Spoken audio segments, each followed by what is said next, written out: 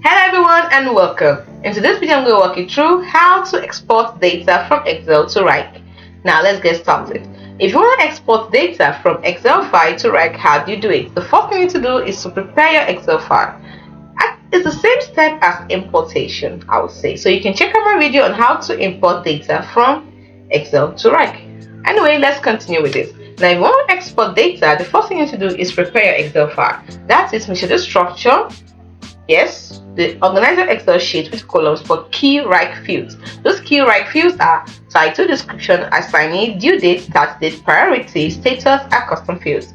Now, under the title, you put in the tax name. On the description, you put in the tax details. On the assignee, you put in the usernames or emails of assigned users. Under the due date, now, on the assignee, you put in the usernames or emails of assigned users. On the due date, you put the due dates for each tax. Under the start date, you put the start date for tax. Under priority, it is optional. You can decide to put the tax priorities. For example, high, medium, or low. Under status, you can put the tax statuses like to do, in progress, or completed. The next thing you need to do is the custom fields, where you include columns for any custom fields you use in Wrike. Next step is formatting. So ensure the data is entered correctly. That is, the date should be in the valid format, the usernames should match the Wrike usernames. Also, please avoid special characters or formatting that might cause import issues. The next step after prepare your Excel file is to access Wrike. So you log into your Wrike account, navigate to the folder, project, or space where you want to import the tax. Next thing, initiate the import. Right click on the folder, project, or space name, then select import and then Excel.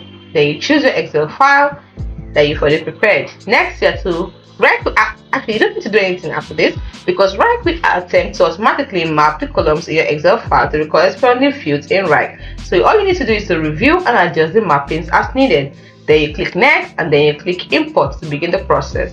Once you've done this, review and adjust the import. You see, you need to make sure that it was created properly. If it wasn't, make the necessary adjustments such as updating the due dates or assigning users. It's important for you to know that there might be limitations on the size of the Excel file you can import.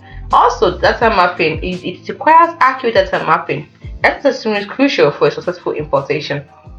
Ensure your custom fields in Wrike match the column headers in your Excel file, and the users mentioned in the Excel file must have access to the project or space where you're importing the tax.